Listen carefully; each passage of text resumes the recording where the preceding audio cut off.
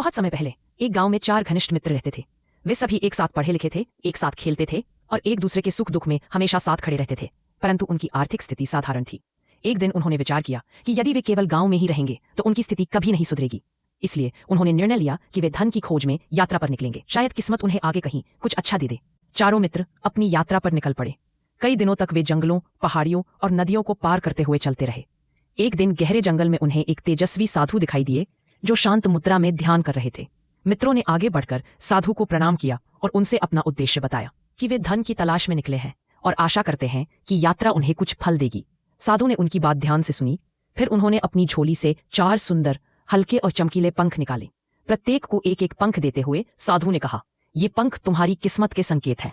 जब तुम में से किसी का पंख अनजाने में नीचे गिर जाए तो उसी स्थान पर भूमि खोदना, वहां तुम्हें धन अवश्य मिलेगा। पर याद रखना, धन मिलते ही लौट जाना। आगे लोभश पड़ना विनाश को बुलाना है।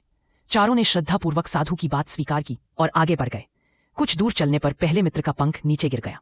उसने वहीं जमीन खोदी और सचमुच उसे मिट्टी के भीतर सोने चांदी के पात्र मिले। संतुष्ट होकर वह वापसी के लिए चल पड़ा। थोड़ी दूरी पर दूसरे और फिर तीसरे मित्र के पंख भी गिरे। दोनों ने खोदाई की, दोनों को धन मिला और वे भी प्रसन्न होकर लौट गए। लेकिन चौथा मित्र सोचने लगा, यदि यहां इतना धन मिला है तो आगे और भी अधिक मिलेगा। उसके मन में लालच पलने लगा। वह लगातार आगे बढ़ता गया। रास्ते कठिन होते गए, जंगल घना होता गया, मगर उसकी चाह बढ़ती गई।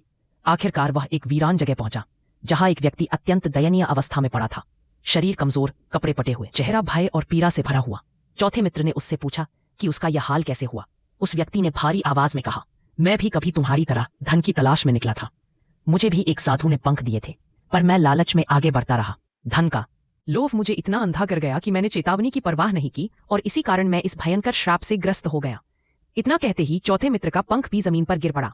उसने तुरंत खोदाई शुरू की। उम्मीद थी कि उसे अपार धन मिलेगा, परंतु जैसे ही उसने मिट्टी हटाई, काला धुआं निकला और कुछ ही क्षणों में वह स्वयं उस श्राप का शिकार बन गया। उसका शरीर बदलने लगा, चेहरा विकृत हो गया और वह उसी दुखद अवस्था में पहुंच गया। और जो व्यक्ति पहले श्रापग्रस्त था वह मुक्त हो गया। अचानक साधु वहां प्रकट हुए।